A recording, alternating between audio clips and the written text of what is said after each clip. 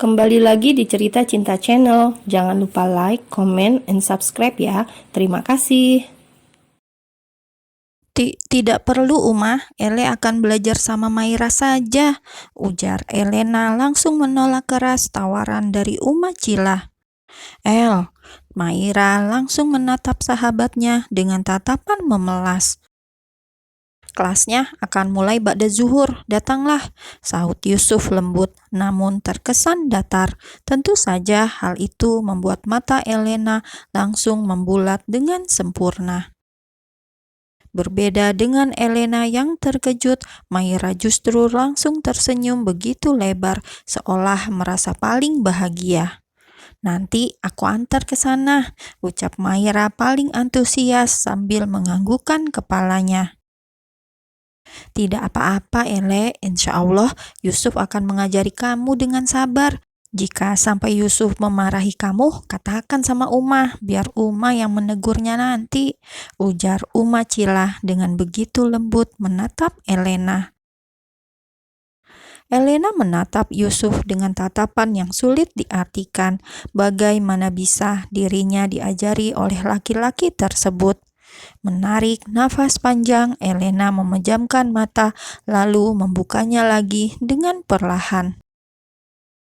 Tanpa sadar, ia sampai menggigit bibir bawahnya saat menatap laki-laki yang tengah fokus dengan makanannya tersebut. First kiss gue, gumam Elena dalam hati. Lalu ia menggelengkan kepalanya dengan cepat. Sadar, El, dia cuma bantuin lo, jangan terlalu dipikirin. Tapi rasanya masih berasa banget. Astaga, otak gue kenapa konslet begini sih? Umpat Elena dalam hatinya. Jangan menatapku seperti itu, ucap Yusuf dengan tiba-tiba, membuat semua orang seketika langsung menatap ke arahnya. Yusuf sudah selesai, Uma, Abi. Yusuf ke kamar dulu, siap-siap untuk ke masjid. Imbuh laki-laki itu lalu segera beranjak dari kursinya dan pergi ke kamar. Dih, kakak pede banget. Emang siapa sih yang liatin dia? Celetuk Maira memanyunkan bibirnya. Mungkin hantu, saut Khalifah dengan ekspresi seperti takut namun juga terkekeh. Iya, kamu hantunya, balas Maira, lalu keduanya tertawa bersama. Sementara itu, Elena yang merasa sedikit tersindir langsung menundukkan kepalanya dan terus menggigit bibir bawahnya karena gugup. Entahlah, ketika ia berhadapan dengan Yusuf atau semua keluarga laki-laki itu, ia merasa sangat kecil, bahkan seperti tidak memiliki keberanian apapun. Terkecuali jika dengan Maira, itu pun jika hanya sedang berdua. Jika sedang beramai-ramai seperti sekarang, Elena juga tidak bisa beradu debat dengan gadis itu. Kayaknya mata dia lebih dari 2. Dari tadi dia fokus makan, tapi bisa tahu kalau gue tatap, gumam Elena dalam hatinya dengan disertai helaan nafas berat. Maira, kalau sudah selesai, ajak Elena ke kamar kamu ya. Siap-siap, nanti kita ke masjid bersama, tutur Uma Cila sambil membereskan meja makannya. Iya, Uma, jawab Maira ikut bangkit. Ayo, El, ajaknya sambil mengulurkan tangan ke arah Elena.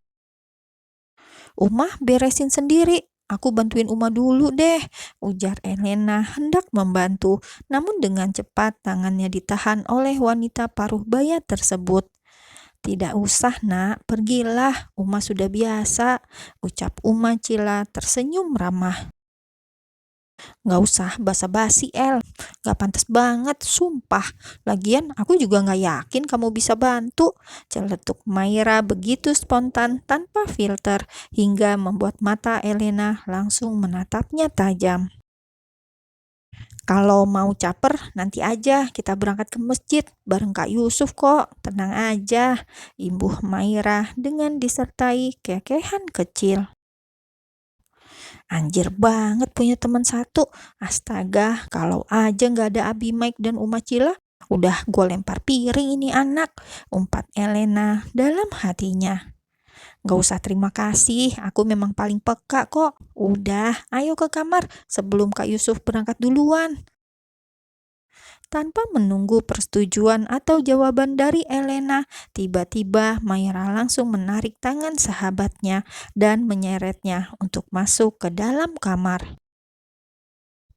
Maira sialan, pekik Elena ketika sudah tiba di dalam kamar dan langsung menghempaskan tangan Maira dengan kasar. Bukan marah, Maira justru langsung tertawa terbahak-bahak ketika melihat ekspresi wajah sahabatnya yang sedang marah bercampur malu. "Gue bisa," pekik Elena dengan tiba-tiba langsung berdiri saat sudah berhasil menyelesaikan hafalan surat Al-Fatihah tanpa terpotong sedikit pun. "Alhamdulillah," ucap Yusuf ikut tersenyum kecil ketika melihat kebahagiaan di wajah Elena. Gadis itu masih sama, masih bersikap apa adanya, dan kebahagiaannya seolah mengalir tanpa dibuat-buat, membuatnya terlihat begitu lucu. Bahkan Elena tidak peduli tatapan para santriwati di belakang sana yang sejak tadi menatapnya dengan sedikit heran dan tak jarang juga yang mencemooh di dalam hati. Bagaimana tidak, ini hanya surat Al-Fatihah, namun Elena terlihat seperti sudah menghafal surat Al-Baqarah yang memiliki ratusan ayat. "Maaf," ujar Elena saat tersadar. Ia segera menunduk sopan kepada teman-temannya, lalu kembali mendudukkan dirinya di kursi. "Kalau aku sudah berhasil hafal, apakah aku bisa cepat pulang?" tanya Elena dengan wajah polosnya menatap ke arah Yusuf. Tentu saja laki-laki itu langsung mengerutkan dahinya, menatap Elena dengan sedikit heran. Namun tiba-tiba ia juga tersenyum kecil. "Kamu tahu surat Al-Fatihah ini adalah surat pembuka, surat pertama yang diturunkan dalam Al-Quran. Kamu tahu kan artinya?" "Sebentar, surat pertama. Apakah berarti masih ada surat yang lainnya juga?" tanya Elena dengan raut wajah polosnya. Ia mengerjapkan matanya sampai berulang kali. Dia pikir hanya surat Al-Fatihah yang akan ia pelajari dan hafal, namun Yusuf mengatakan bahwa itu baru surat pertama. "What? Surat pertama? Jika ada yang pertama, berarti ada yang kedua, ketiga, dan seterusnya. Benarkah begitu?" batin Elena ingin menjerit dalam hatinya. Dalam Al-Quran sini semuanya total ada 114 surah, dan dari 114 surah tersebut urutan surat yang pertama adalah surat Al-Fatihah. Kemudian surat yang terakhir yang menempati urutan ke-114 adalah surat An-Nas.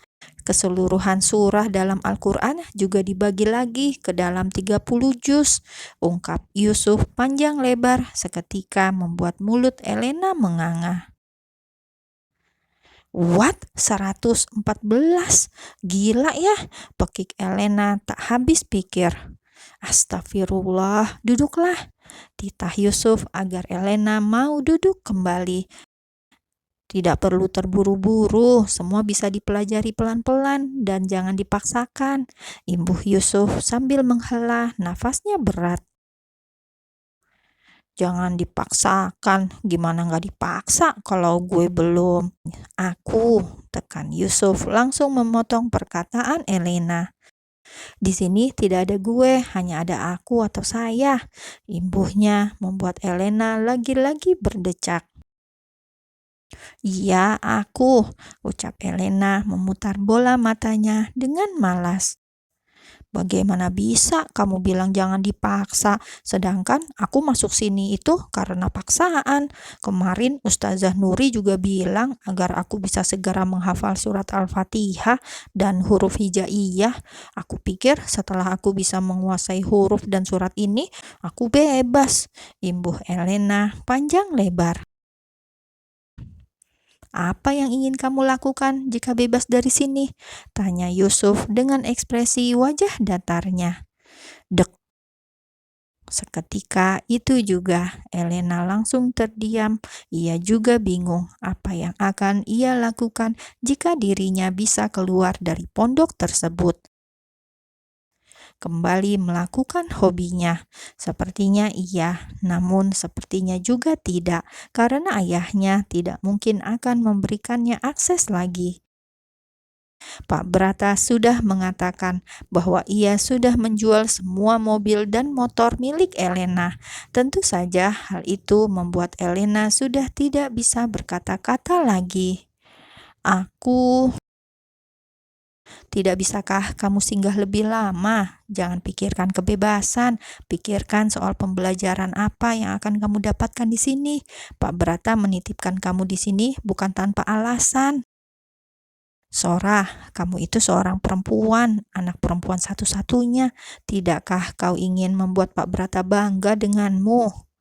Dek. Lagi-lagi Elena dibuat terdiam. Ia menatap Yusuf dengan tatapan yang sulit diartikan. Perkataan Yusuf yang mengatakan bahwa ia harus membuat ayahnya bangga, entah mengapa menjadi satu kalimat yang mampu mencubit relung hati terdalamnya.